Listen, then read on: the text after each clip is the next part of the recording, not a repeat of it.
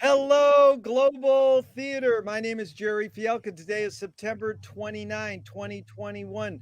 We want to thank Rob Grant for letting us hijack his amazing podcast. I'm probably wrong about everything. Thank you, Rob. And thank You're you for wearing welcome. orange today. He's got Oh, of orange on. course. Yeah, Psychic. that's right. So Bye now. this Bye by bye. this episode is Laughtears number 10. It's called Zooms of Perception. Sorry. Zooms of Perception. It's off of the great book called Doors of Perception. So we have Duncan Echelson here, zooming in from Texas, and from Northern California, we have Corey. Please pronounce your last name so I can get it right. Dansereau. Dansereau. Thank you. So, Duncan, the first question is, what do you lubricate your doors of perception with? So let me just set it up. Doors of Perception is Aldous Huxley's book. Mhm. And, we're shifting it to calling it Zooms of Perception for Mhm. this session. So Okay. in keeping with this idea of lubricating your doors of perception or your zooms of perception, what do you lubricate the hinges with? Zooms and books, mainly. Zooms and books. All right, that's printed Zooms matter. and zooms of books. Zooms and zooms of books. Like Aretha Franklin says, who's zooming who? Okay, Corey, I know. What do you got? A cup of coffee there? It's just water. Oh, that a lot of times people go coffee. Okay, Corey, good to see you. What do you lubricate the hinges of your doors of perception with? I don't need to lubricate the doors at all. They're already swinging all the time and moving uncontrollably. I mostly attend to restraining them, restraining the doors of perception. For instance, trying to set my attention back into my body and into where I already am, Yeah. which Well, gives the door something to open onto. no, that's pretty heavy because I didn't even read the proper intro. It's like a zoom can be a mirror. And as we enter this fantastical world by turning on these little laptop cameras up here, these little green dots, we're looking through glass that flips into a doorway. These doors of perception have hinges like Marcel Duchamp's doors. These hinges are lubricated. So we're going to go zoomadelic. So that is, we're taking the word psychedelic and transferring it to zooms. And it's funny because this book, Expanded Cinema by Gene Youngblood, came out 51 years ago. And it's still, you know, doing what the word psychedelic proposed to do, was expand our consciousness through heightened awareness and feeling. So that's sort of a cheesy way to introduce our theme is, how do you expand your consciousness? So Duncan said books and zooms. Both of you have expanded your consciousness. Is this need or want for humans to expand consciousness more innate or more invented? We'll start with you, Corey. Innate. That's all. Innate. Okay, Duncan. It happens. It happens. It's always happened. But it's an interesting phenomenon because I always go to eating. Eating just happens. So I would say that's innate.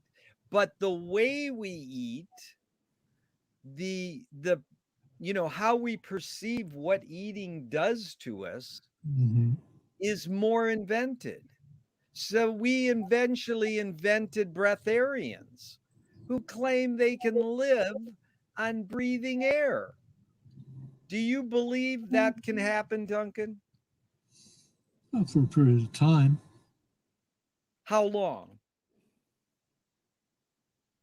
At least 3 weeks.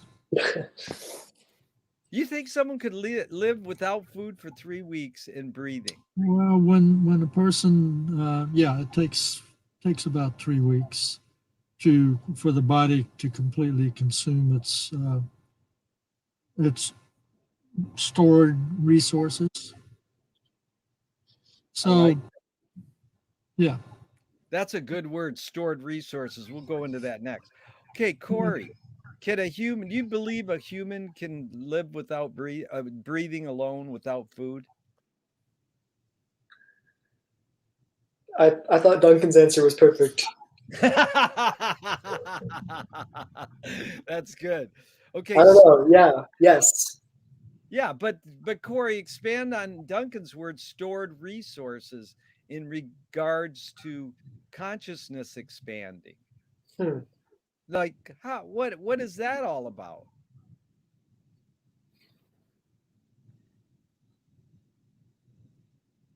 I don't know. A couple months ago, I was really into breathing a lot. I'd hyperventilate Yeah. like Mhm. 3 times a day on purpose. Mhm. I wouldn't feel hungry afterwards. I don't know. Stored resources. It kind of seemed like it would release some thoughts, as though there was some information or nutritional,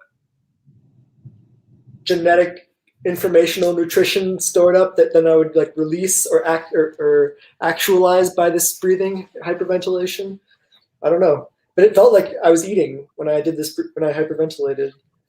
Mm. Suss it out a little. How long would you do it? And did it feel like you were getting a buzz? Did it like it's similar. You purposely did it to get a buzz, kind of. Yeah, to wake myself up.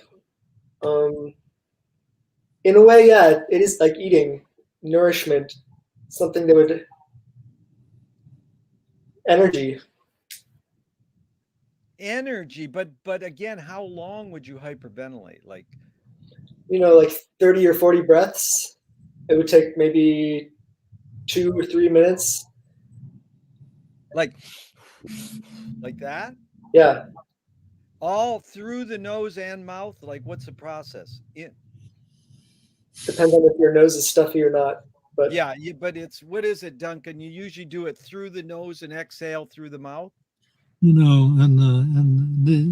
the Indian yogis have practices called pranayama, and they have different styles of breathing. Like you can take deep in breaths and quick out breaths, or you can do the opposite, or you can do very short, shallow type breaths. There's all kinds of ways to do it, and there's no doubt. I mean, first of all, oxygen is a substance that we need. Yeah.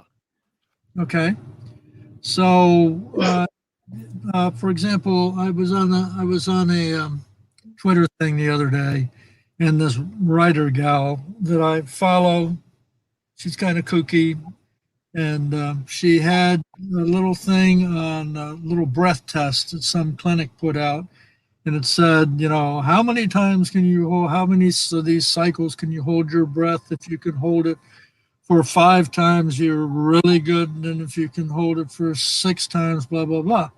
So I decided, okay. And she said, well, I held it for 7 times because I swim a lot.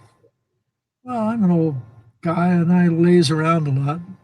I do dance, but I haven't been doing much of that. I thought, okay, well, I know that when you do this type of thing, you need to bring some stores in. You need to breathe deeply before you even start the test. And they didn't give that instruction. But anyway, that's what I did. I took some deep breaths and I decided I was ready, and I clicked the start button and I held my breath, and I went for 10 breaths, Yeah. which that's astounding. No, wait a minute. You know, I'm not in terrible shape, but I ain't in great shape. So I think the other people taking the test must just go, and they don't take anything in. Well, the same thing is true with your nutrition. Chinese medicine makes a big deal of this. They have a thing where you have a certain amount of storage in your organs. And some people are always on the go. They're always, taking drugs. They don't eat. They're going 20 hours a day. You can do that when you're young. Okay. Um, because you're using this, basically you're using the storage that your parents gave you. Okay. But after you hit around 29, 30, 31, that runs out in most cases. And then you're responsible for bringing in your own savings, so to speak. And this is important. Extremely thin people, when they get older, it can be a problem because when you get older and you get sick, you don't have much appetite, and it's kind of hard in some ways to take stuff in. But if you have a little bit of storage, like I've got actually some belly fat for the first time in my life. But my attitude is, okay, that's okay. I don't want to get much more than I am now. But let's say I caught the flu and I was knocked out for a week or 10 days of very poor appetite. It's actually good to have those resources at my age. That was good, Duncan, because you set it up for physical. Now you brought up the two words stored resources. How does that apply to consciousness expanding? Like Corey brought it out good. He got something out. He sort of defined what stored resources are. And so how do you define that, or how do you suss that out? What is stored resources in consciousness expanding? Okay, I'll go back into an old story. Do you know who Robert Duropp is? How you spell last name? ROPP. Robert Duropp. He wrote a book back in, I think it was either the late 60s or early 70s, called The Master Game. Okay. And I think he actually was a doctor. Anyway, I was an acid freak at that time, and a friend and I, who was even more of an acid freak than I was, went to see him. Because our attitude at that time was that the culture was so messed up that God said, you know what, I got to put myself on a pill because these fools are not going to master a discipline. But if I put myself on a pill, they'll take a pill. That's easy. And then that'll expand their consciousness, and they'll, eventually move beyond that stuff. So that was our attitude. So, particularly my friend, he considered himself a psychedelic ranger and a proselytizer. I was a little more subdued than that. Anyway, we went to see Robert Duropp, who was saying, that stuff works, but you're using resources. And you can use them up. It's not good. So we got into an argument with him, which was pretty bold of us. And of course, anytime you get into an argument with somebody like that, you remember it and you carry it along over time, and you go back over the discussion again and again, and you take in all the new information that you have and that sort of thing. And after a number of years, I just got to the point where it was basically like, you know what? That's enough of that. Now I got to do it another way. I got to find other ways to do this. And so at this particular time, I did try some microdosing before the pandemic began. And I realized, I can read. I also had gotten involved with Finnegan's Wake and with Zoom groups.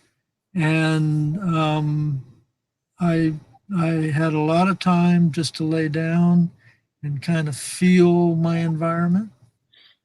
And so those are the ways that I expand my consciousness now. Duncan, that was perfect because it's perfect lead in to Corey.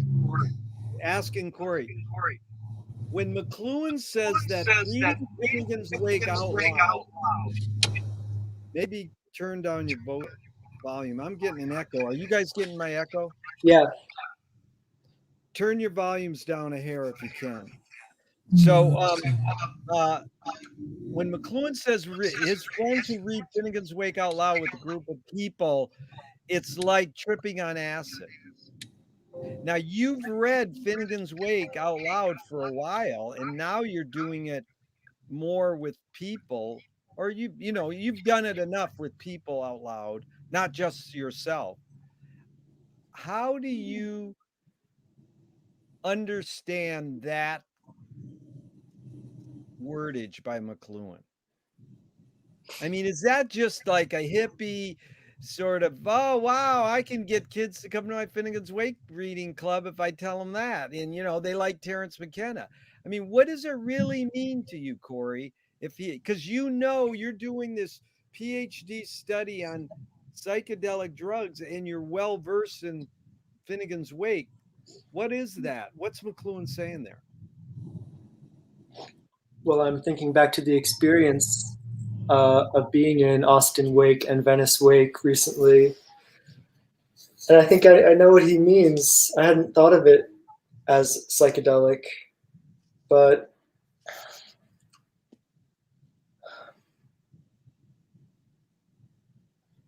it's this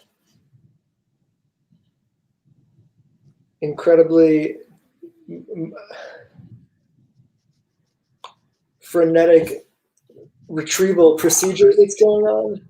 Or as soon as I say this, I'm wondering if it's different from hermeneutics in general or interpretation in general. But I'm reminded of a description McKenna gave of psychedelics, or of doing psychedelics in nature. And he says the rocks will start yielding up information, the trees will start yielding up information, and information will just be coming out of everything. And that's what happens on a page of the Wake with a group of people. Everyone, on any given word, all this stuff will just come streaming out of that word. And indeed, in many cases, any given word might reveal like macrocosmic secrets about life and everything, or the whole book. Or so that's psychedelic. I don't know why is the Wake so especially able to do that. I'm not sure, but that was really good. Let's just stay on that for a second, Corey, and then we'll go to Duncan. It's beautiful what you said, but what's that word hermeneutic, or what's that hermeneutics word mean? Hermeneutics? Yeah. I mean, that's just the discipline of textual interpretation. It can be applied more broadly, but in an academic context, that just means interpretation, where you draw out the meaning, or you de-encrypt something. De-encrypt, that is good. Yeah. De-encrypt. I like that. With what's latent comes out. Ooh, what's latent? Well, that's like the hidden psychic effects we're always studying. Okay, Duncan, this is interesting because you talked about, exploring psychedelics before you got into the Wake. Then years later, when you're not really doing psychedelics anymore, you get into the Wake and you hear McLuhan say that. What does that mean to you? How does that does it resonate with you at all? Yeah, well, I've told you before that I'm highly influenced by Irving Goffman and by Peter Berger and Thomas Luckman and Gregory Bateson and Paul Václavic and Donald Jackson. And basically what they're saying is that our consciousness and our personalities shift. Like I'm talking with Jerry Fialka and Corey right now. I I didn't bring some already set in stone personality to this conversation. This is a new personality which is developing of the out of the juncture and interaction between myself, what I call myself, and yourselves. And so, you know, if we're sensitive, we realize that in almost any conversation, except the most mundane, our consciousness is constantly going in different directions. Like talking on the Dante thing earlier today, and with Anne and Siobhan and AJ and Sheila, that brought a whole different perspective on some of those passages in Dante, which I couldn't have really brought there. Okay? When they say something, I don't necessarily accept it, except that I want to understand what they're saying. And then very soon after that, I went into the thing and we got into the Bakhtin discussion. And you were bringing up your usual thing about that you become what you hate, et cetera, et cetera. And I ended that by saying, you can look behind the curtain without hating. Yes. Okay. And then I said that, and then after that was the last second. And then that interaction totally closed because there was a time limit on it. And then I thought, wow, that's fucking cool. That it's true. That was amazing. Duncan, that was amazing. Let's stay on that for a second. You can look behind the curtain without hating it, meaning we're all atomic dogs. If you translate the Wizard of Oz to the Wizard of Us, this is the McLuhan flip on it. Is what did the wizard, or what did the Dorothy was required to go get? Was the broom. The broom is controlling information. The broom is the skywriter. So the broom in Wizard of Oz, you write in the sky, and that is advertising. So the guy behind the curtain is saying, "Go get me the source of your information, of the information that's being sprayed about in the sky." Well, So let's if you don't mind me jumping in, Jerry, let's take the thing which we've talked about, Corey and you and I, which is the fact that the CIA basically is the agency which turned LSD loose in American culture. Yeah. I mean, is that not incredible? Is that not one of the biggest jokes ever? It's totally, and so this we're going. going. You have ESP, Duncan. But let me just say, we're going there. That you have ESP. Okay, all right. I'm ready to go there. But I just want to say it's interesting because we call it the Wizard of Us, and then we get the skywriting tool, and then we pull the curtain. We're the atomic dogs. We're Toto. We pull the curtain and reveal what's behind the curtain. As you say, you can look behind the curtain without hating it, meaning hating the force behind the curtain. Without hating it means the person behind the curtain. Is that what you mean? I just want to clarify that. Yeah. Yeah. Exactly. To be curious and to want to explore and discover that some of these institutions, people which we were taught were a certain way, and discover that no, they're really not that way. That's kind of a PR stunt. Yeah. And then to go, okay, so why is that? Well, it's because they're insecure, because they don't know how to do it better, because they're, you can take the Grand Inquisitor thing. The Grand Inquisitor, you know, tortured people because in his mind, he was protecting society because he didn't think human beings could stand the truth, you know. So you can you can see this, and you can even sympathize with a personality like the Grand Inquisitor. Yeah. I mean, he caused a lot of suffering and all that kind of thing, but it's like, so what's wrong with, what insecurities is this showing us? What kind of goofiness is this showing us about this Grand Inquisitor that wants to, you know, control people's lives and offer them the true religion because he doesn't think they can handle the truth? Yeah.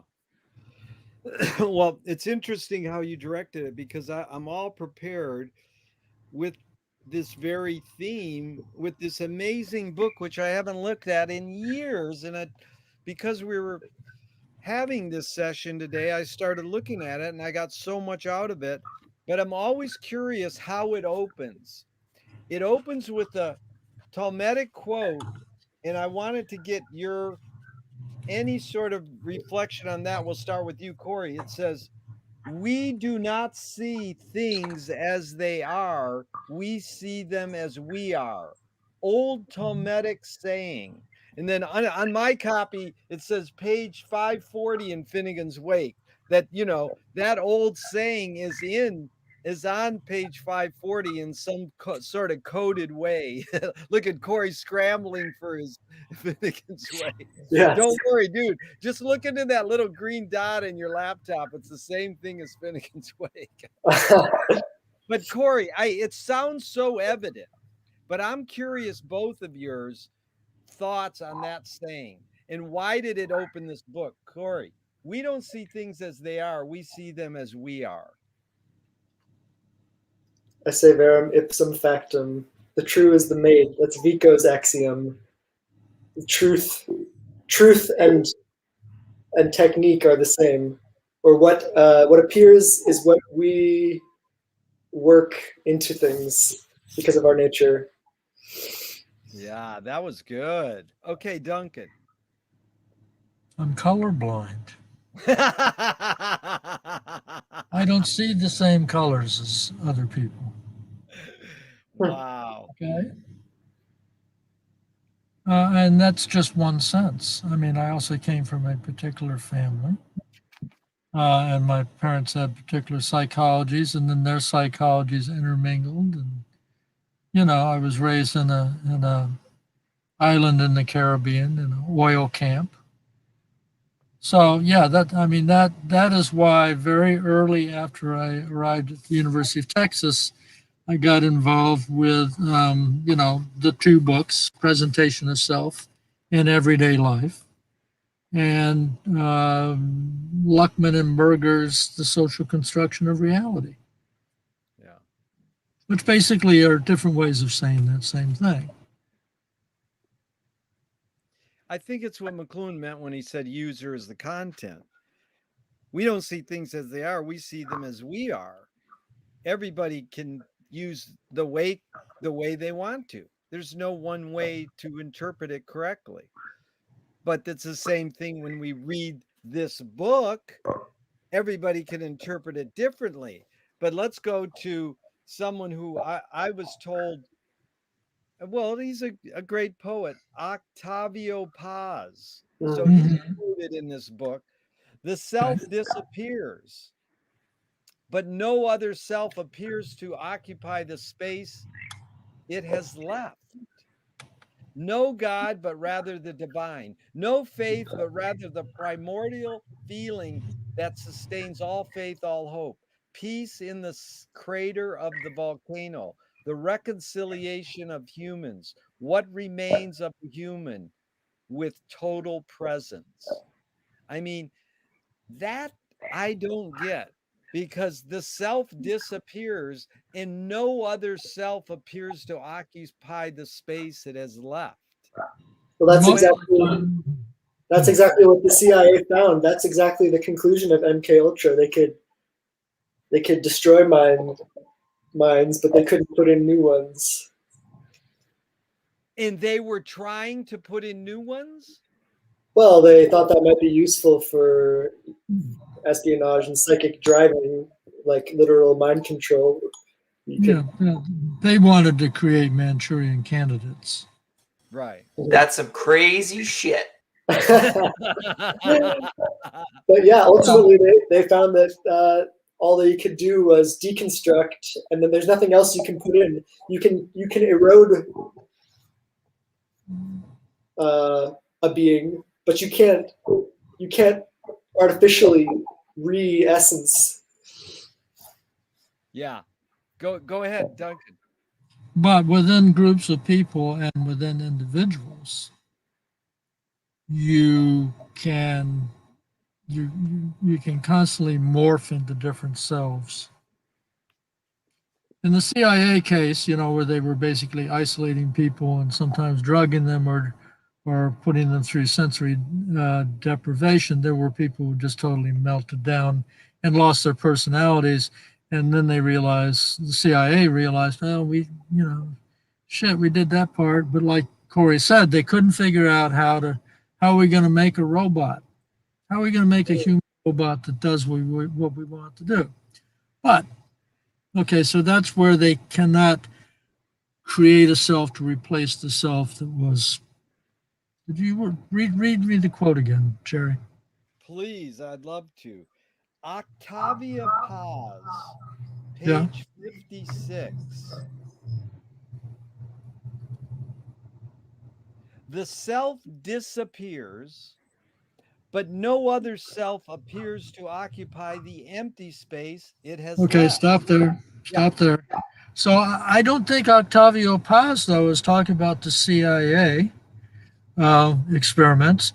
And I don't even know what Octavio Paz is talking about, because my experience and myself and witnessing other people is that when you get rid of the self, a new self or a multitude of new selves almost instantly appears.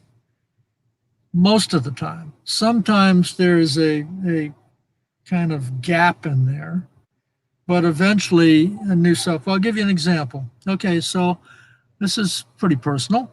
I lived with my wife for 37 years. And we had all kinds of things between us, histories and whatnot. And it's kind of a commonplace these days that when a significant other, particularly someone you've lived with for a long time, when they disappear, you're left with all kinds of amputations. And, not too many people put it in these terms, but it's basically the question like, who am I now? Okay? And it takes time to start reconstructing routines. I mean, it's all these routines that you go through every day, like whether you know it or not, when you live with somebody, you get into a sleep pattern that's somehow coordinated with their sleep pattern, and their sleep patterns somehow coordinated with your sleep pattern, and meals are a certain way, and all this stuff. That's how we build ourselves. We build ourselves through routines. In Buddhist thought, they say it's conditions. Self is made out of conditions. When those conditions disappear, that self disappears. This is where it's radically different than some Christian thought. Christian thought is you have a soul, and the soul has a particular personality, and this personality is going to carry on for eternity. And this is, God, if there's any Buddhists listening to this, they're going to think, what's that guy doing? He doesn't know what the fuck he's talking about. But basically, the Buddhist thought is we come from consciousness, and we become a particularized consciousness made of the conditions in which we were born and our, inclination. And when we die, we go back to the larger consciousness. And we don't maintain that particular self. Yeah. Duncan, as you're talking, the white light is, can you see it? It's right on your third eye. And you say these amazing things, and then it opens up like a mirror. Like, look at that. But this is a good lead in, because the bottom line. I should cover that up. I don't want you to. No, leave it. It's beautiful. It's like the psychedelic light shows at the Shrine Auditorium, because I'm about to bring up Frank Zappa, but it's sort of like the cliche line could be, yeah, the CIA gave the hippies LSD, then they invented the internet, and look at what we're doing. We're getting over on the CIA and the man by exposing it in books and on podcasts and, PhDs at Stanford. This is amazing that we have gotten to this point.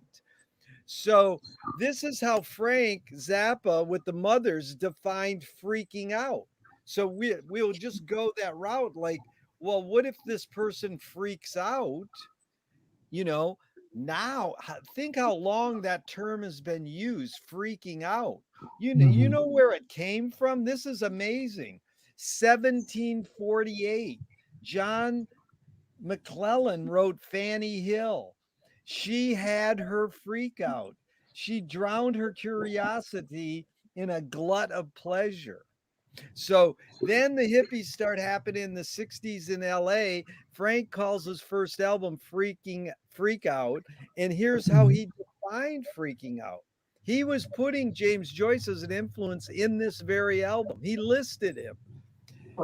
Freaking out is a process where an individual cast off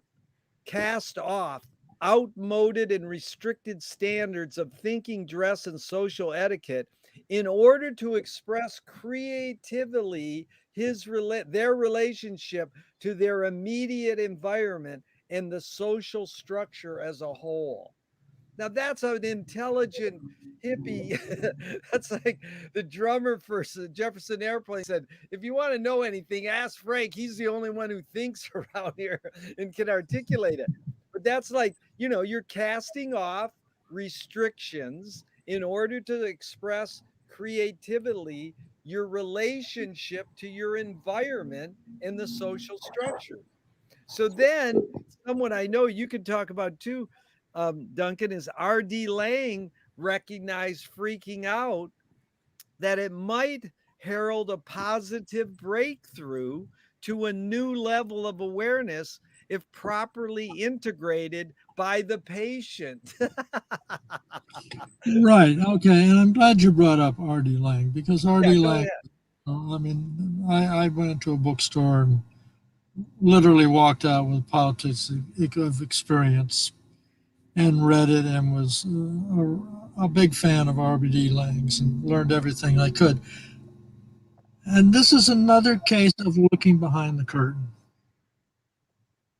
He made a particular presentation of himself. And who was David Cooper, I think, was his cohort in this.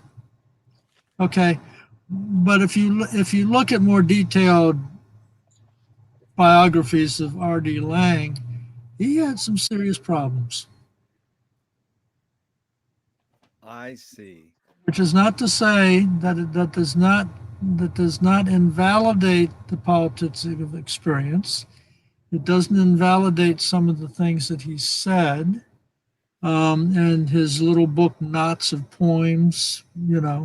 Yeah. She thinks that I think that she thinks that I think blah blah blah, which are well worth it. I wouldn't pay full price for those poems, but if you can find it cheap, I would grab a copy or look at it in the library, and you'll see, because he's right about that stuff.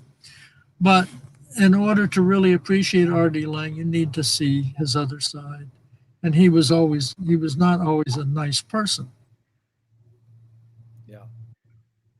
So this is, I think that the thing about Frank Zappa, and the reason why people would say things like he's the only one who thinks around here, is because Zappa, like R. Crumb, was skeptical of the whole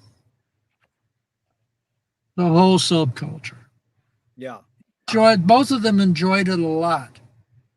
They liked hanging out and they liked, criticizing and all that.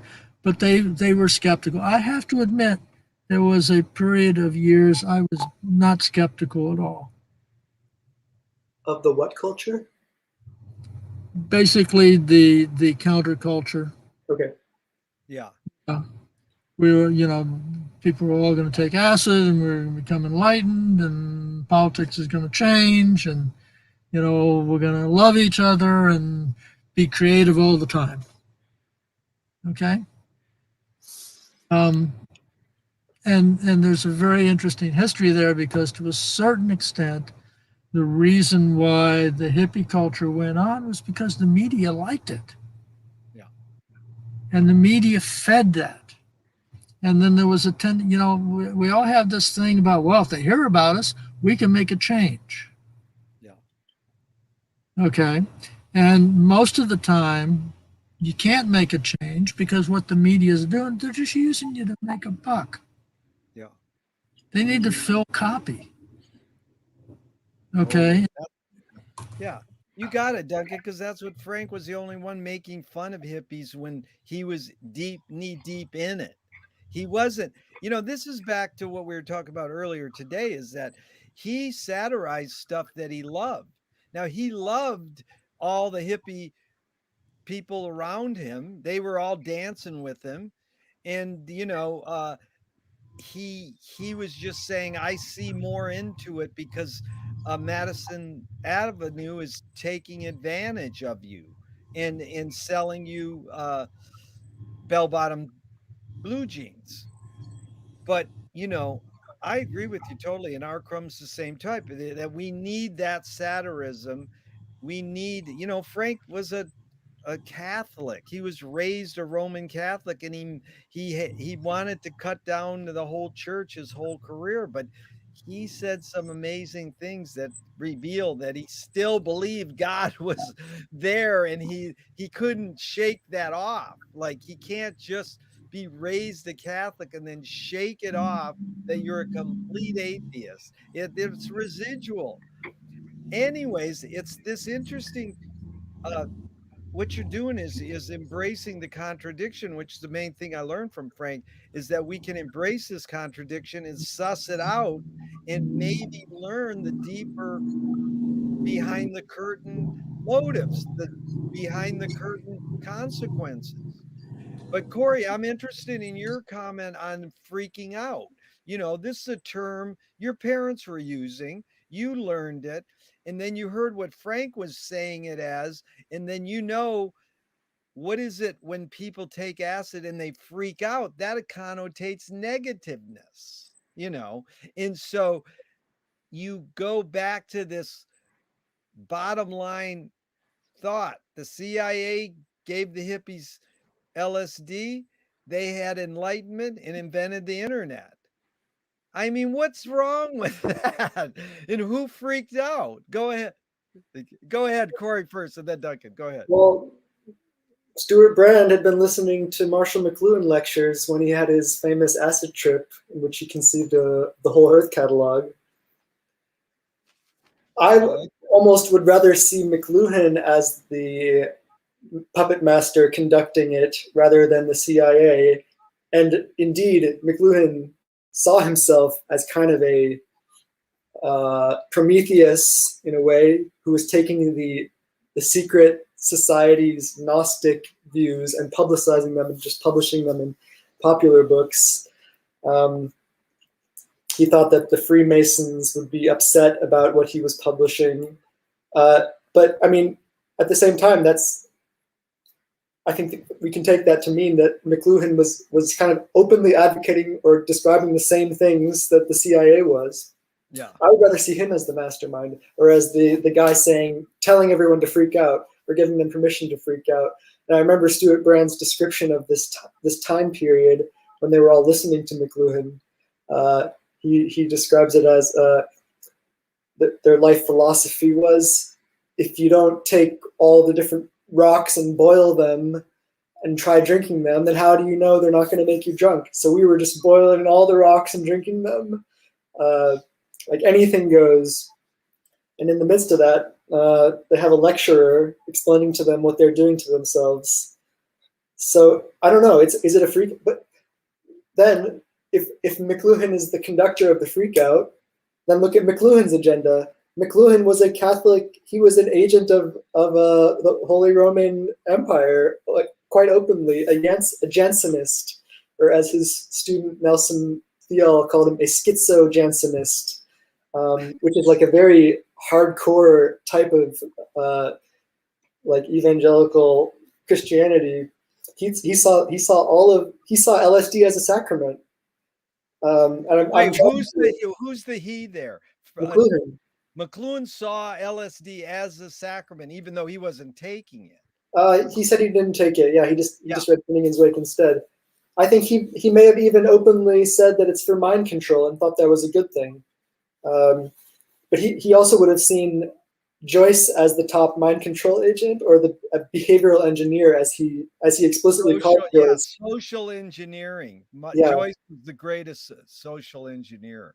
Yeah. But in this context, mind control just means practicing to exist in strange and out there states, not for the sake of chaos, but for the sake of learning how to exist in that state and to domesticate it.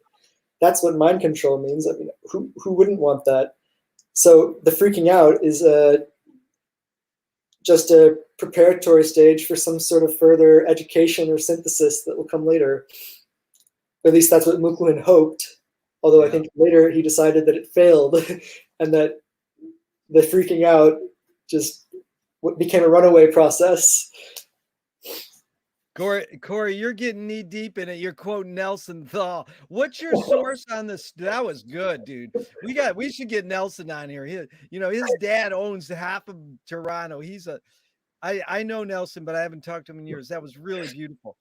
In fact, that could be the lure. What was your source on Stuart Brand? Was that a book or you talked to him? No, it's an interview. It's an interview from this German documentary called Das Netz. Oh, The Net?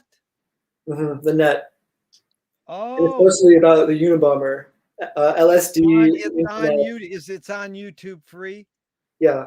It's a really... That's a heavy. I've shown that doc. That's heavy. Really Duncan, you gotta watch that. Yeah. That's a heavy doc. So that's really important what you said. And I appreciate that. I want to hear if Duncan has any reactions, but I think that that crossover with trying to figure out what we label Marshall was really important, because Duncan knows this. And it's like the great line that Bob Dobbs always quotes from Wyndham Lewis. He says, "I'm an anarchist and I'm a Marxist and I'm a blah blah blah," and he's like lists like 8 contradictory things. And that's what Bob eventually describes McLuhan as, an agent of the Vatican, this, that, and they're totally 8 contradictory things. It's not like, I'm a philosopher. Oh, I'm a PhD student, whatever. So Duncan, you want to reflect on anything that spewed out of Corey's amazing mouth there? That was pinnacle, dude. Oh, you're on mute. You're on mute, Duncan. Maybe being on mute was a good idea.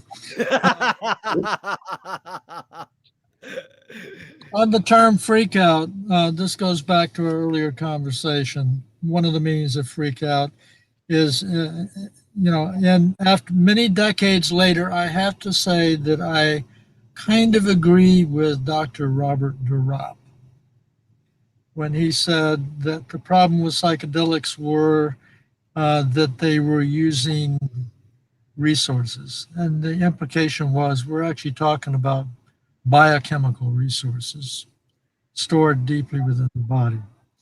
And so the idea being just like in any activity, that it's a matter of how much. And if it's indulged in too much, you literally start running low on those resources. And I got to that point myself, and it literally felt like my nerve endings were unraveling. Okay. And it took some time after I decided, you know what, I've had enough of this. And then it took some time for those nerve endings to kind of come back together again. So that's one of the meanings of freak out. Another more cultural meaning of freak out is to test, cultural boundaries. I mean, there was all the commune experiments and the free love experiments and all this kind of stuff. And people kind of found out what their boundaries were. Okay. Vis-a-vis, in the Marshall McLuhan James Joyce contest, if I may, James Joyce has an edge. Oh. And James Joyce has an edge because he pulls the curtain back on himself. Mm-hmm. Yeah. And the more I go on, and I'm particularly in that state now, the more I go on that, basically, if I were to coin a new phrase, it would be, don't take anybody seriously who takes themselves seriously. Yeah. Mm-hmm. That the only people to trust are the people who know that in some ways they're fools, bumbling fools, just like all of us. And so anyway. That was good. And On that. it's great because, Corey's younger. He's 30. We're twice his age. And I remember saying when I was Corey's age, I called pot smoking herbal knowledge. And then after 15 years of it, I called it herbal ignorance. May I tell you one thing that I read today that I thought was great? Go ahead. This was on Facebook, that modern demon. And let's see if I can get it right. Children don't realize it at the time that they're watching their parents grow up. I like And I that. thought, man, that is freaking great, because it is true. And Parents, nobody knows how to be a parent. that's perfect with grow up.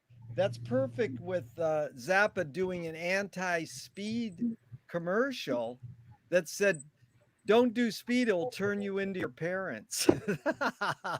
Mm-hmm. And I mean, I'm not made. I think this is important to just say about value judgment, because I don't think Marshall, was. I mean, of course, Joyce was better than Marshall, but Marshall was making fun of himself. He said, "You mean my whole fallacy's wrong?" You got to realize that Woody made him a star with Annie Hall and flipped it.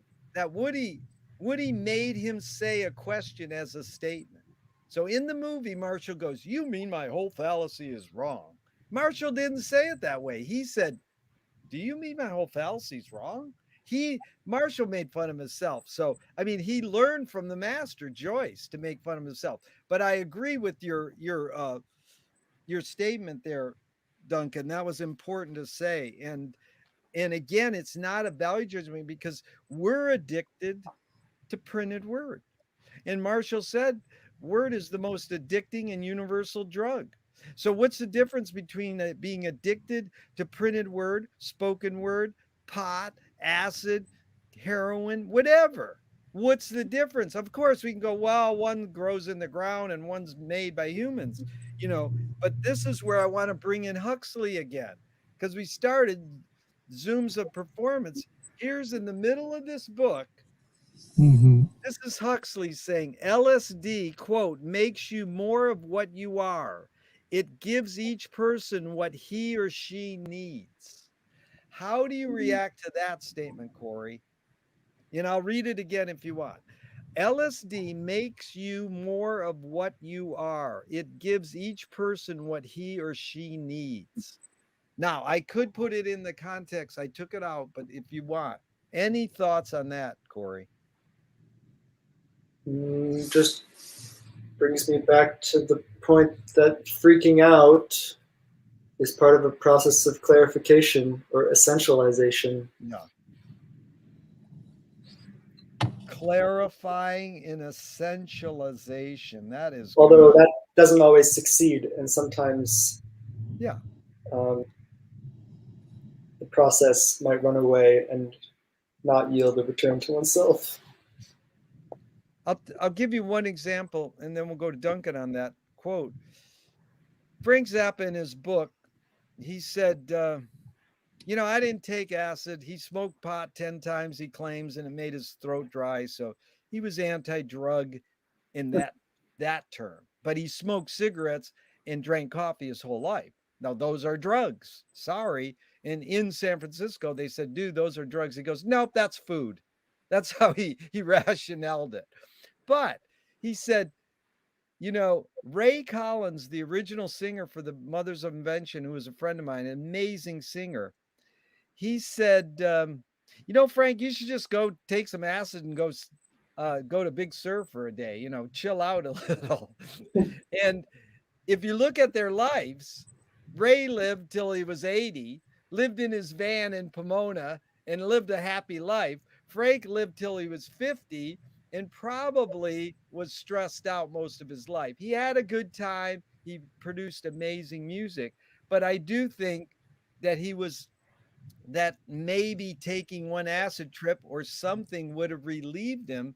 But then each one of us chooses our own path. Some of us thrive on stress and we have to have it.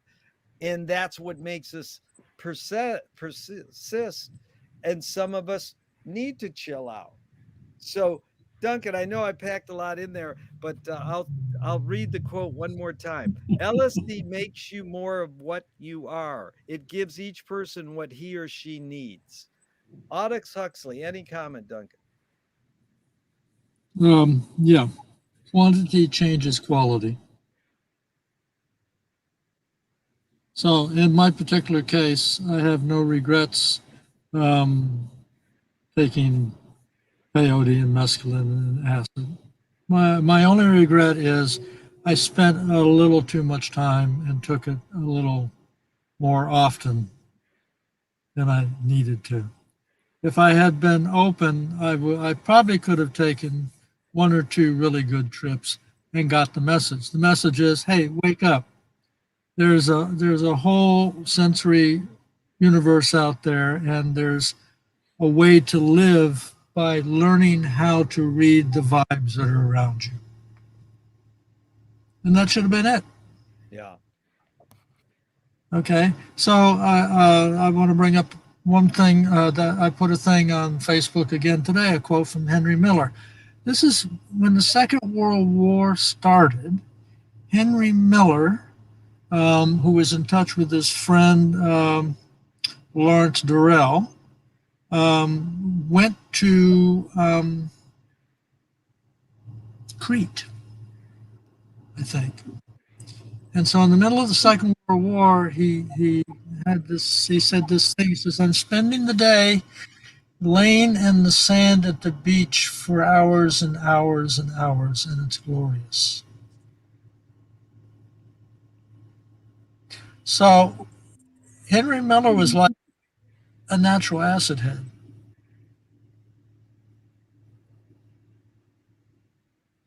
To my knowledge, he never took any drugs at all. He did drink wine, and he may have even drank whiskey, but his thing was sex and people and writing and trying to avoid bullshit.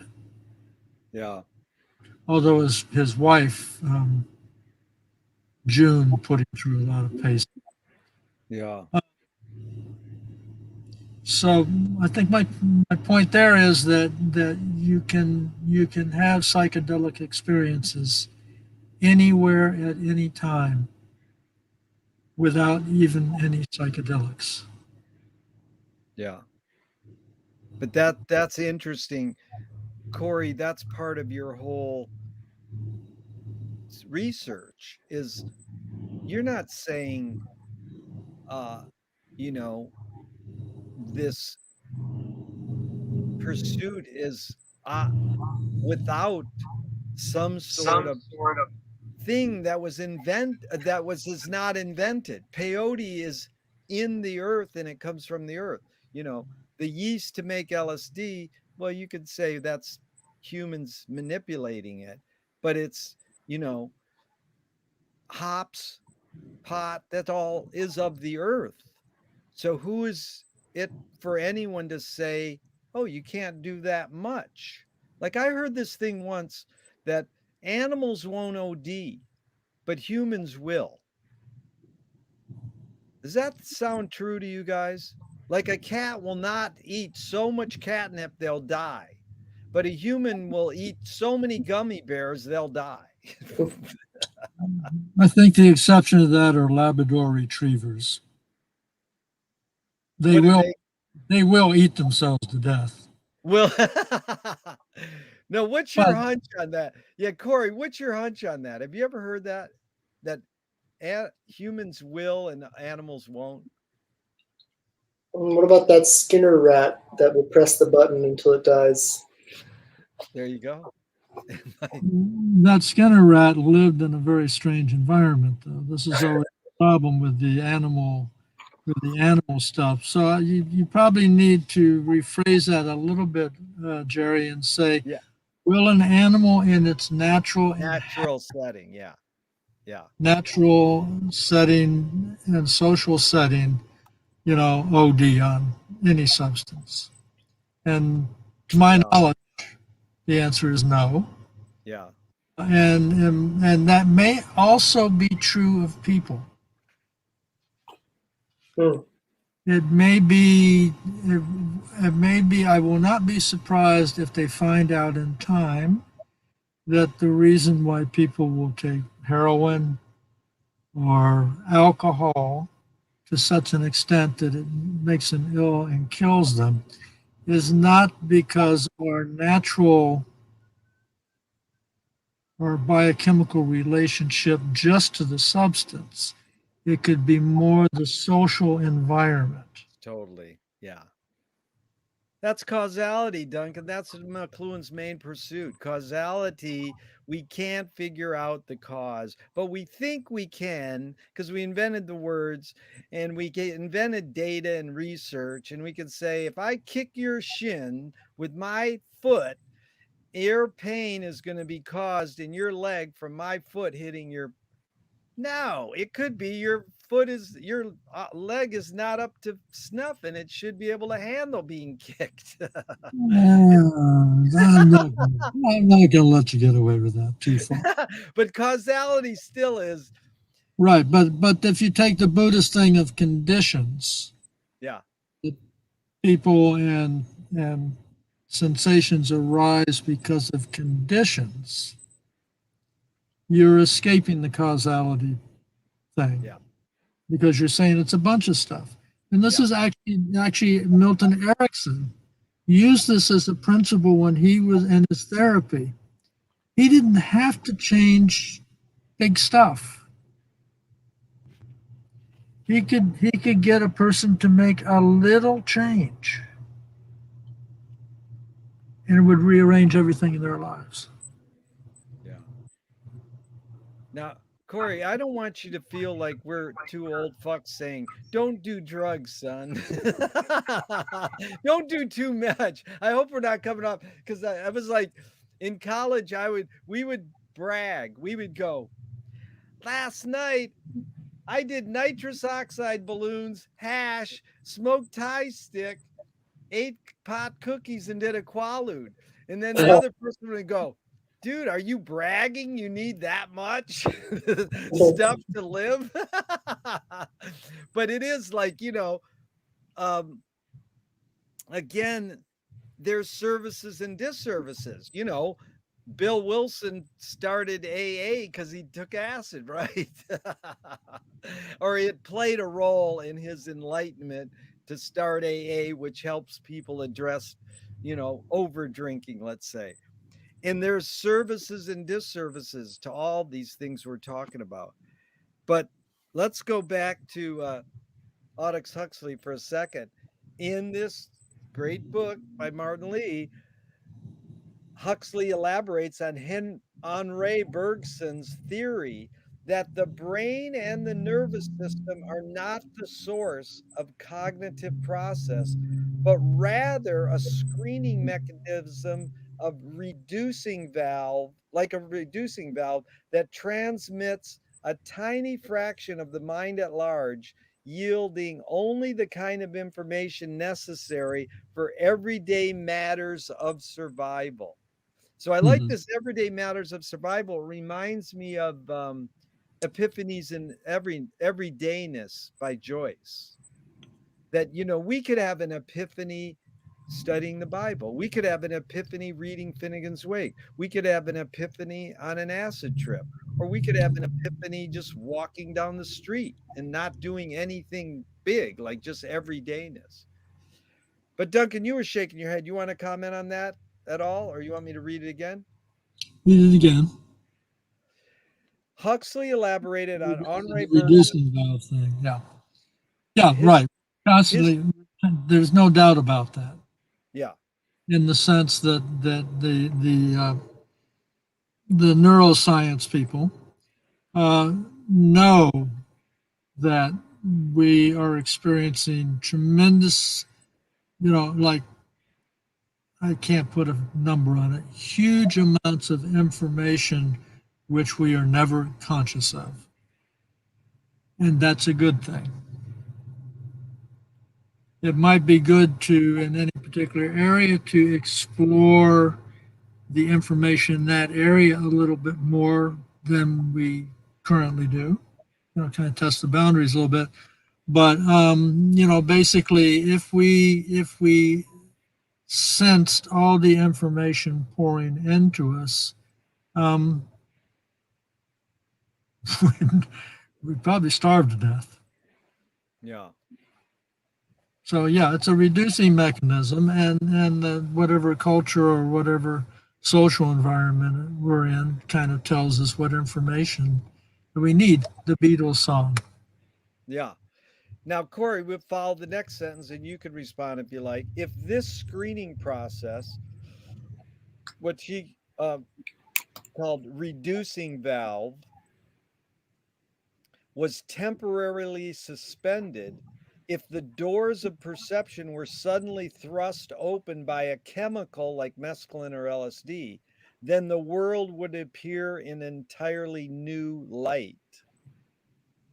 I mean, is that the service of the psychedelic experience that we're seeking? And that's why humans invented it, basically. Now they didn't invent it, but they learned how to harness it. To see the world in a new light. Yeah, Well, we haven't said very much there. What kind of light? yeah. Well, he goes on. When he looked at a small vase of flowers, the mescalized Huxley, that's a great verb, mescalized Huxley saw what Adam, quote, what Adam had seen on the morning of creation, the miracle, moment by moment, of naked existence, flowers shining with their own inner light, and all but quivering under the pressure of significance with which they were charged. Words like grace and transfiguration came to my mind. So this is just Huxley being a writer. This is, he took the title Doors of Perception from William Blake. Right. And Cleanse the doors of this, perception. yeah, the Doors of Perception. And with this book, Huxley declared himself a propagandist for hallucinatory drugs.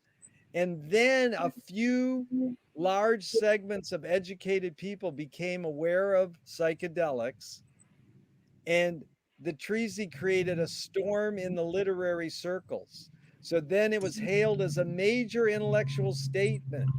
Now, this is interesting because the way Corey and I met was because I threw out this line that said Sidney Gottlieb, basically MK Ultra was invented by the CIA reading Finnegan's Wake. Now, if you study the Wake enough, you could realize that it could do a lot like that. So, I mean, that's what Joyce did, right? He just read Bruno and Vico invented the internet and disguised as a book. So, Well, I drank a hell of a lot of white wine. Listened very carefully to people speaking different forms of language. yeah, Had a lot of sex. yeah. He lived a healthy life. Well, yeah, he lived a full life. Yeah. And he was constantly changing his consciousness. But, you know, on Huxley's thing, I mean, Jerry, it reads like a PR man. It leads like a CIA document. But Well, you know, but Corey, no, I understand what you're saying. I'm just trying to give us some jumping off points because Corey, I'm still intrigued by your 2 years before you read that blurb of mine that you would say maybe MK Ultra was invented via studies of the Wake. I mean, talk about the origins of you coming up with that. Is it like more MK Ultra research or more? Maybe it's more. It one place it came from was reading Timothy Leary describing Joyce and describing him as an intelligence agent. And that's in what book? Various books, but Oh, is one it? place, Really? Okay. one place is the preface to Robert Anton Wilson's Cosmic Trigger. so can I confirm? Are you saying, Corey, that Timothy Leary thought Joyce was some kind of agent? Yeah, it's a figure of speech. It's an interesting figure of speech that Leary uses all the time. He loved to play with that, the image metaphor of the CIA. There's two different CIAs there. There's like a mythical intellectual CIA. It's kind of something like a version of the Hidden Masters, you know, Yeah. esoteric. That's Blavatsky. And this is a society that isn't officially affiliated with any institution or government. Yeah. But the thing is, it's confusing because the actual CIA wanted to be that kind of esoteric league. That's their role model. And they wanted to make all the most prestigious artistic avant-garde contacts. So they wanted to blur the line as much as possible between themselves and the mythical CIA. Let me just interject really quick. That's why they helped propagate abstract expressionism and infiltrated Paris Review. This is evident. So keep going, Corey, because this is very interesting. Because I'm sort of asking for your, like, what was the dominant? Like, you're going MK Ultra, Finnegan's Wake. Like, where's the Venn diagram thing? Like, where, you know. Well, just two things are coming to mind now, and it's kind of obliquely related. But have you heard the story where a Nazi officer went to Shakespeare and Co. in 1930 when the Nazis were occupying Paris? An officer went to Sylvia Beach and requested to buy the final copy of Finnegan's Wake, and she said no, and they got into a big argument. And she eventually just turned him away, and he came back with a bunch of officers and closed the bookstore. That's just a little fragment. We don't even know if he was in the SS or what. But what's your source on that? Oh, you can read that on Shakespeare and Co.'s website on their own history page. And I think nice. you find it in Sylvia Beach's memoirs as well. The other thing now that's coming to mind is Pynchon had this same idea and wrote it into Gravity's Rainbow in great detail. in the relationship between Slothrop and Sir Stephen, who is his literal intelligence agent, behavioral scientist handler, who's watching and monitoring Slothrop's every move with a stopwatch. And Pynchon goes into all these speculations about what Sir Stephen is doing. And he's certainly James Joyce because his wife is named Nora.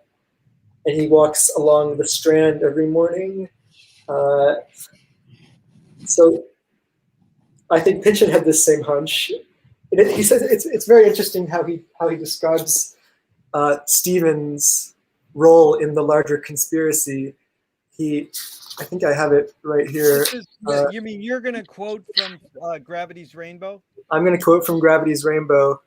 So Sir Stephen. So Slothrop's the main character, who's like this psychedelic.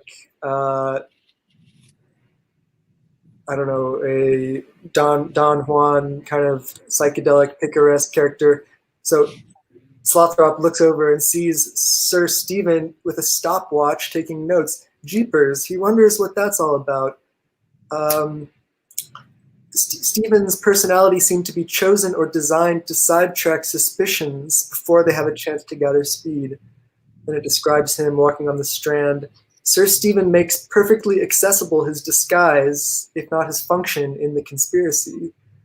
For all Slothrop knows, he's an agronomist, a brain surgeon, an oboist. You saw all levels of command seething with these multi-dimensional geniuses. So, I mean, this is very weird, and I just stumbled upon this today, but I like this line that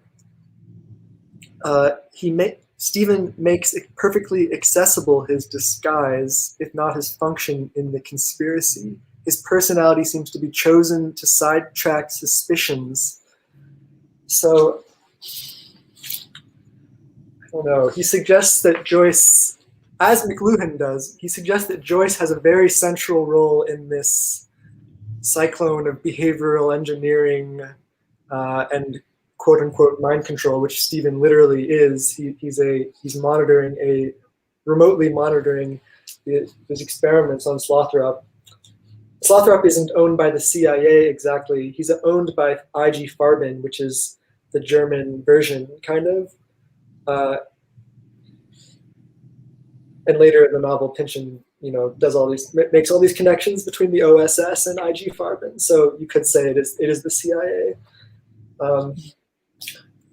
Another thing coming to mind, a recent piece of evidence connecting Joyce to the CIA is a Robert Anton Wilson fragment where he describes Cafe Odeon in Zurich, and he says Joyce hung out there, and Richard Helms hung out there, Alan Dulles hung out there, and that Joyce was among all these artists who were sitting around with the future heads of the CIA, dealing answers to espionage inquiries. And who knows where Robert Anton Wilson got that? Maybe it's fanciful, but that's the first time I've ever seen a direct hit or a claim that Joyce may have actually known Alan Dulles. I don't know if the timelines match up. Joyce, that is brilliant. What's your source on that? Is there a book? It's an essay by Robert Anton Wilson. Sorry, it's Robert Anton Wilson's contribution to Leary's book, The Intelligence Agents. There you go, Intelligence Agents. Yeah, I've just gotten deep into the main Robert Anton Wilson people, Corey, and we're gonna have Duncan and I are putting on this big festival with them called Tale of the Tribe, and this was really good. What you just said, it really IG Farben, the Catholic Church owns stock in IG Farben, and they invented the birth control pill. So it's like create the disease and offer the cure. That was pretty dang deep how you brought those three up. And I just want to mention that McLuhan says all this same stuff. He says that Gregory Bateson was just imitating Joyce and lagging behind and turning Joyce into applied science. McLuhan says that about Bateson, who is in what's that in? That's in Joyce, Trivial and Quadrivial, McLuhan's essay from Oh, is it in that? yeah. It's his essay. It's a weird little parenthesis. He talks about Bateson's 1951 book, Psychiatry, the Social Matrix of Psychiatry. Duncan, there's your assignment right there. I'll pay for that book. It's a big book that Ginkgo Press put out. They took McLuhan's, what is it, his PhD theses, and they published it. Mm. McLuhan's, and this has something to do with. What's in that title of it again? Joyce, Trivial and Quadrivial. That's not his PhD thesis. That's a 15-page essay, in a literary criticism journal at Fordham University Quarterly Thought. Right. Okay. Quarterly. Okay. So that's the assignment. It's just an essay from McLuhan where he busts Bateson. That's a good entry to our next Zoom on what is it called? What's our thing? The zooms of perception. This has been highly. I hope you guys can last 10 more minutes. Are you guys okay with that? 10 minutes is perfect. Okay, so this is and it's interesting because MK Ultra was invented in 1953, the year I was born. It happens to be the same year Aldous Huxley takes mescaline at his famous trip at Rexall Drugs at Beverly and La Cienega. I can still drive you by there when you guys visit me. It was called the Owl Drug. So that's 68 years ago. So Huxley provoked strong reactions for his evaluation of psychedelic drugs as facilitators of mystical insight with the great potential benefits for science, art, and religion. But Martin Buber contended, he said this counter effects of psychedelics are subjective and should not be conflated. Wait, how do you say that word? Conflated. They should not be conflated with objective religious mysticism. So I would like you to I like that. I like that term, objective religious mysticism. Mysticism, so what I would like you to do, we'll start with you, Duncan, is distinguish between subjectivity and objectivity. I can never get them right, and people throw those around all the time. Buber contended the effects of psychedelics are subjective and should not be conflated with objective religious mysticism. Any comment, Duncan? I think all Buber meant in this particular case was religion had a long track record. It had a long track record. Yeah. And that had, hundreds of years of testimony from different people that basically said similar type things. But, if you really want to get into the weeds, you need to, a person needs to get a copy of Lorraine Daston and Peter Gallison's book, Objectivity. Yeah. It's a history of how objectivity was developed.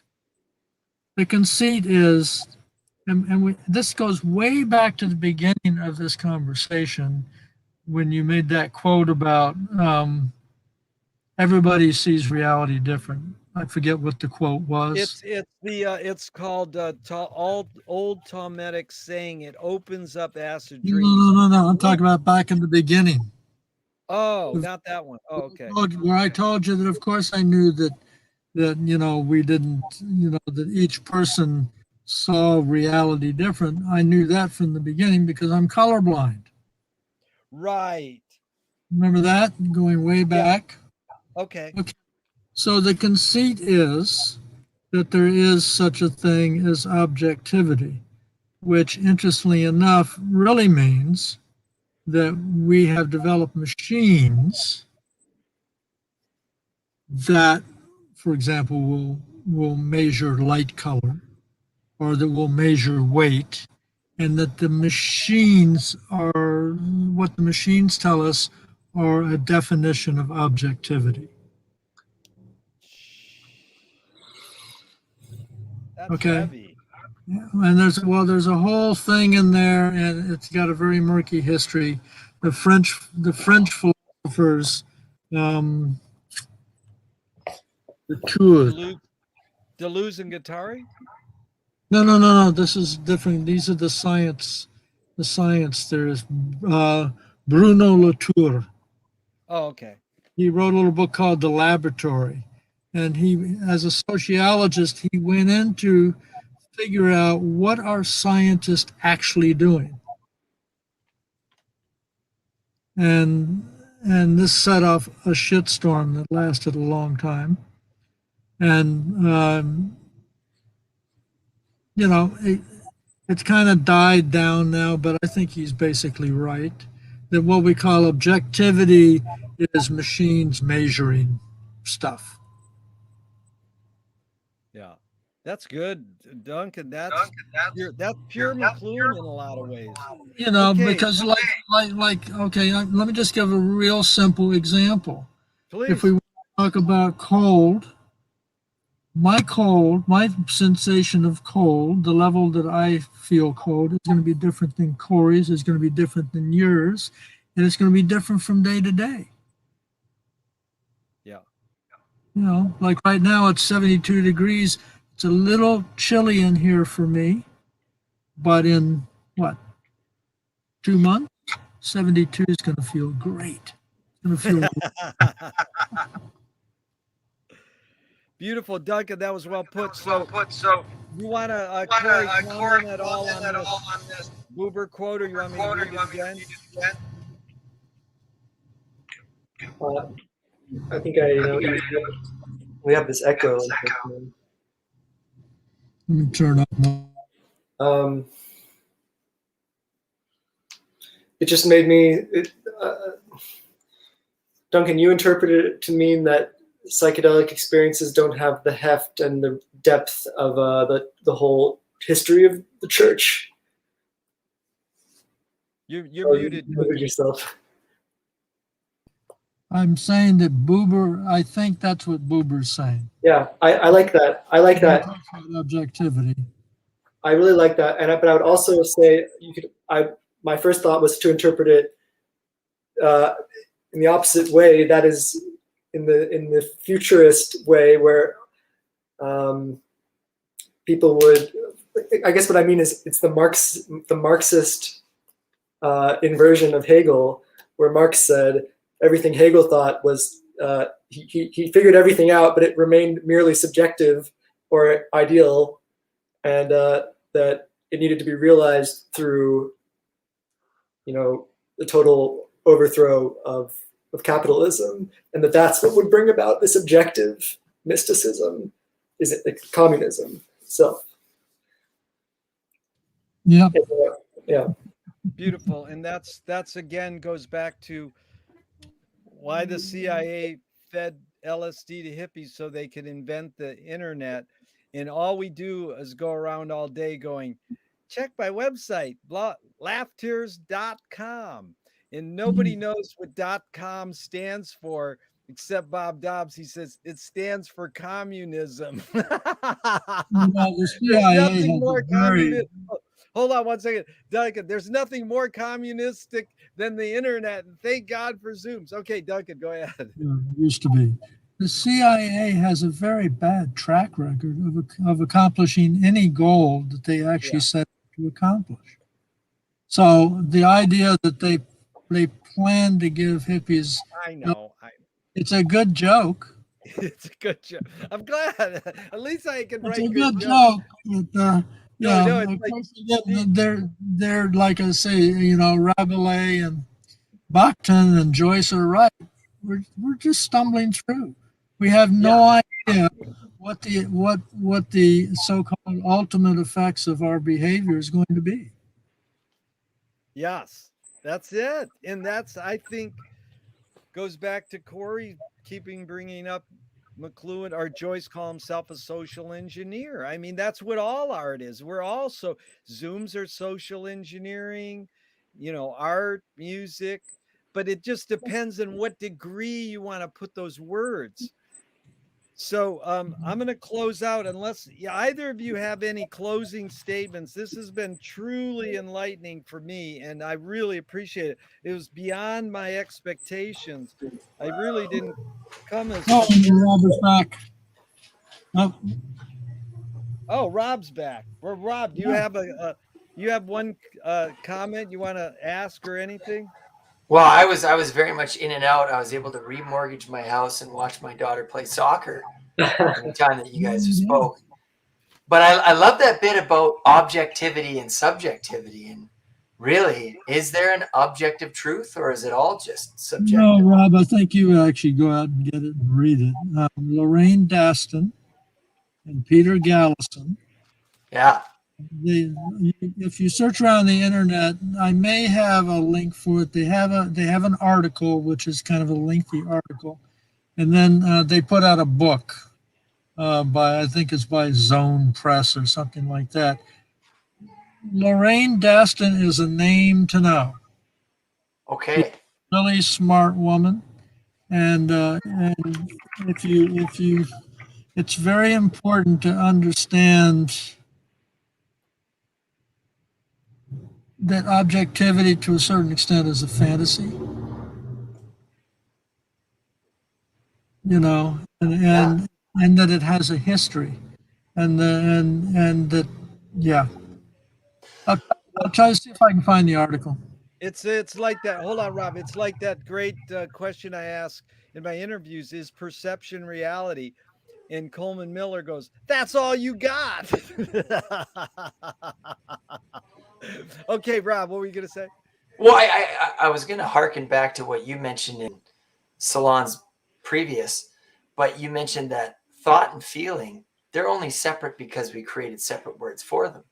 I mean, alluding to the fact that really what is anything but, language helps us to create meridians and boundaries around certain things, but perhaps there's an ecology where, well, it's like the triune brain, like that there's these three parts of your brain, and there's just these three parts, right? There's your cerebellum, your prefrontal, anyways. But the idea is that that's not really how it works. It's just a giant ecosystem working within itself. But we break things down to make it easier to understand. It's called pattern recognition, so we can have comprehensive awareness. Once we invented words, we were fucked, man. Like McLuhan said, are you an optimist or a pessimist? He says, I'm an apocalypse. We're fucked. But it's not. He had hope. What were we going to say, Duncan? What was I going to say? Sorry. Rob, say the last thing that you said again.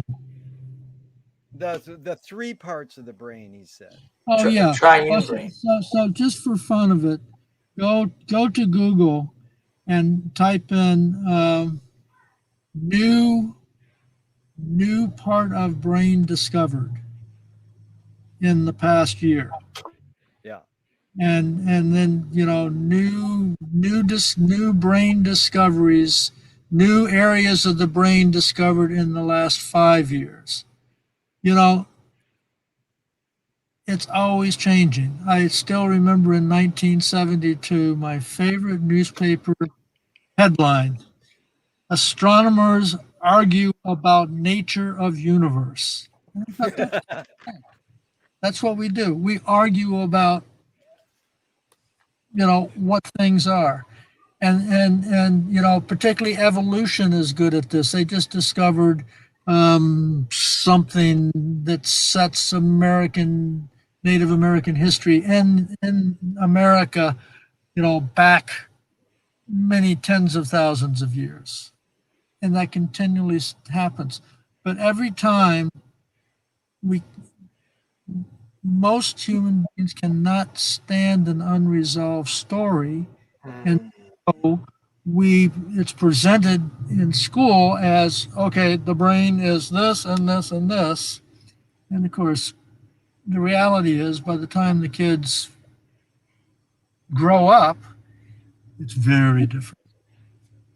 Beautiful, Duncan and Rob. It's totally everything goes back to the wake, because you don't know this about the wake, Rob. The last sentence of the wake ends mid-sentence To the beginning of the book. the book. So all you do is keep reading it over and over. Like, when are you going to be done with reading your book in your book club? And we go, never. Well, because we're creating a new book every time we read it. And it's a new book every time you read it. Okay, so here we're going to end with Nietzsche, of course.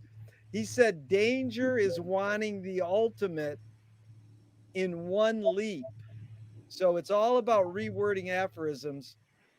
In zooms of perception, danger is wanting the ultimate in one zoom. See, that's all we needed was one zoom to get here. But it's not going to end. We hopefully will have Corey and Duncan and Rob back, because, gentlemen, I want to thank you. McLuhan said communication of the new is a miracle, but it's not impossible. And you've proved it's possible to communicate newness.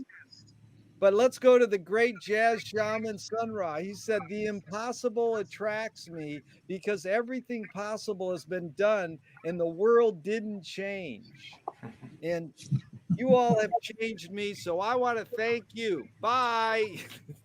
All right. Thanks. Bye now. Take care, Corey. Robert, you take care. Okay. Bye, guys.